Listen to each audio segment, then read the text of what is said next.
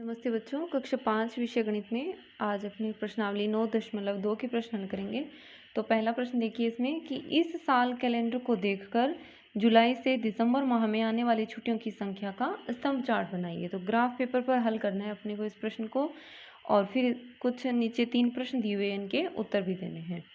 तो देखिए कैलेंडर को देखकर जैसे जुलाई से दिसंबर माह में आने वाली छुट्टियों की संख्या की तालिका ये बना रखी है। इसके हिसाब से अपने इसको ग्राफ पेपर पर ये स्तंभ चार्ट बनाएंगे। स्तंभ चार्ट को दंड आलेख भी कहते हैं।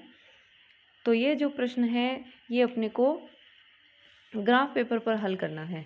तो देखिए इस तरह का एक ये कॉपी आएगी जिसमें एक पे जो पेज है वो इस तरह का ग्राफ का होगा, और एक इसके जो पेज होगा वो जैसे आपकी लाइनदार कॉपी होती है उस तरह का होगा।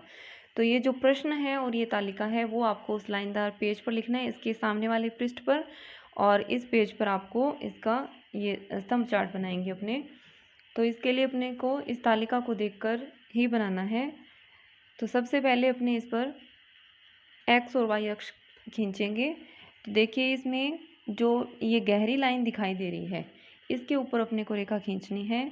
तो इस तरह से अपने खड़ी लाइन खींचेंगे, ये जिसको कहते हैं ऊर्ध्वाधर अक्ष। खड़ी लाइन को कहते हैं ऊर्ध्वाधर अक्ष। तो इस तरह से ये लाइन खींच लेंगे और इसको कहते हैं, ये होता है वाई अक्ष। और इसी तरह से यूं एक आड़ी लाइन खींचेंगे।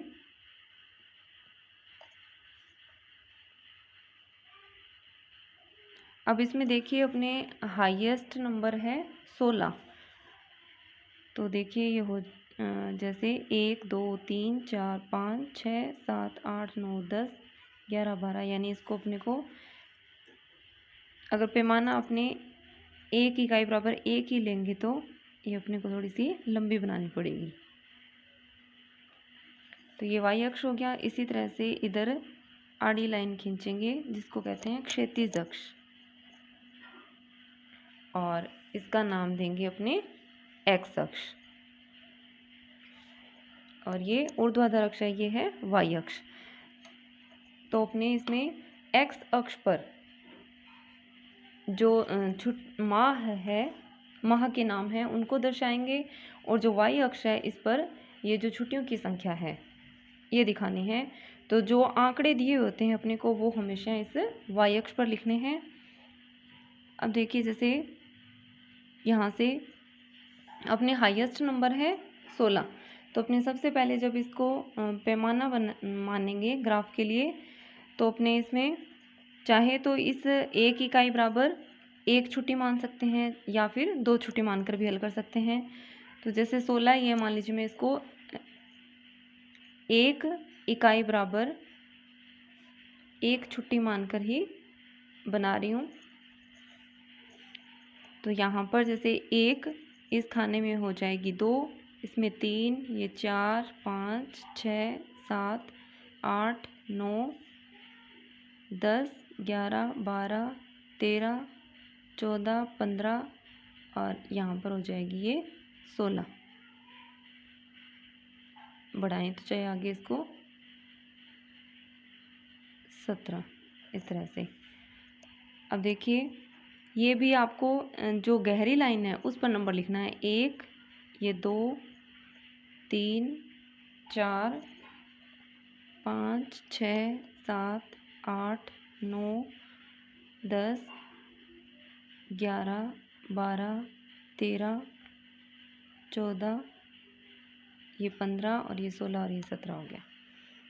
अब इस ग्राफ को अपने जैसे 1 इकाई में 2 छुट्टी मानकर भी हल कर सकते थे। तो 2 4 6 8 10 12 14 16 अपना ग्राफ है वो छोटा बन जाता। अब इसमें थोड़ा सा लंबा हो गया। अब इस पर देखिए ये क्या है, छुट्टियों की संख्या।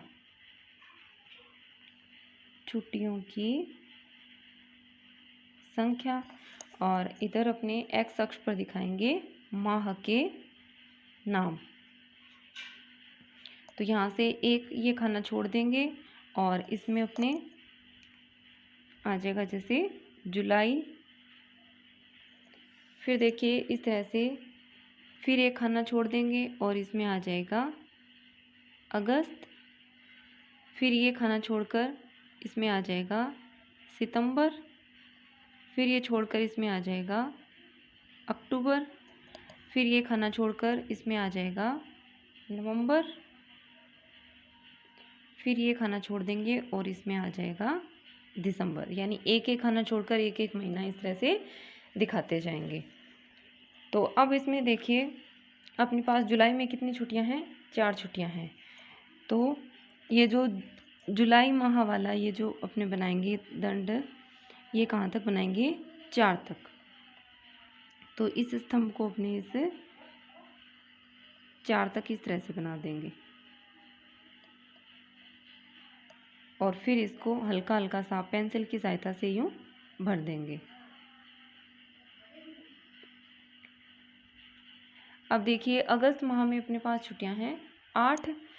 तो जो अगस्त माह वाला है उसको कहाँ तक बनाएंगे, अपने 8 तक। तो इस तरह से गहरी लाइन के ऊपर ही बनाना है, 8 तक यूं लाइन खींचेंगे और इधर से ये लाइन खींच देंगे और फिर इसको हल्का हल्का यूं पेंसिल की सहायता से भर देंगे।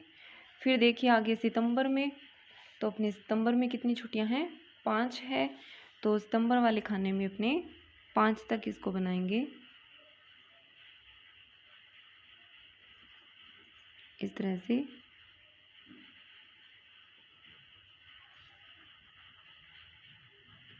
फिर सितंबर के बाद में अक्टूबर, तो अक्टूबर में देखिए अपने पास है 7 छुट्टियां हैं। तो इसको बना देंगे 7 तक इस तरह से। यहाँ से देखिए बिल्कुल 7 की सीध में इस तरह से बना देंगे। फिर देखिए नवंबर में अपने पास है 16 और दिसंबर में है 10। तो जो नवंबर वाले खाने में कहाँ तक बढ़ाना है अपने को, 16 तक। तो इस तरह से देखिए यहाँ पर है 16 ये, तो स्केल की सहायता से बिल्कुल इस तरह से यूँ गहरी लाइन के ऊपर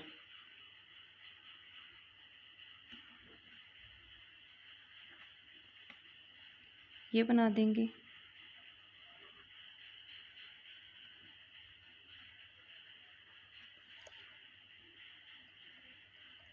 और फिर इसको भी हल्का हल्का सा यूँ भर देंगे।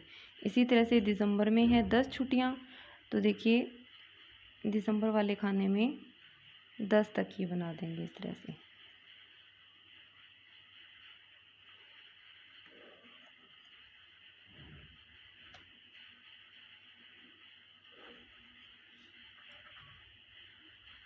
और इसको इस तरह से भर देंगे।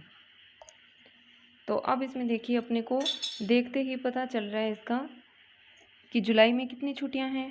तो देखिए 4। फिर अगस्त में कितनी छुट्टियां हैं, तो अगस्त वाला ये जो स्तंभ बना हुआ है ये कहाँ तक है, 8 तक। तो कितनी छुट्टियां होगी, 8 है। फिर देखिए सितंबर में कितनी छुट्टियां हैं, तो सितंबर वाले खाने में ये स्तंभ देखिए कहाँ तक है, 5 तक है। यानी सितंबर में 5 छुट्टियां होगी। फिर अक्टूबर में कितनी छुट्टियां हैं, तो अक्टूबर में देखिए 7 छुट्टियां। तो अब अपने को देखकर पता चल रहा है कि किस माह में सबसे ज़्यादा छुट्टियां हैं। तो सबसे लंबा जो स्तंभ है वो कौन से माह का है, नवंबर का है। तो सबसे ज़्यादा छुट्टियां हैं वो नवंबर माह में है। अब इसके प्रश्न देखिए, जैसे पहला प्रश्न है इसका कि किस माह में सबसे ज़्यादा छुट्टियां हैं। तो सबसे लंबा जो स्तंभ है वो कौन सा है, नवंबर माह का है।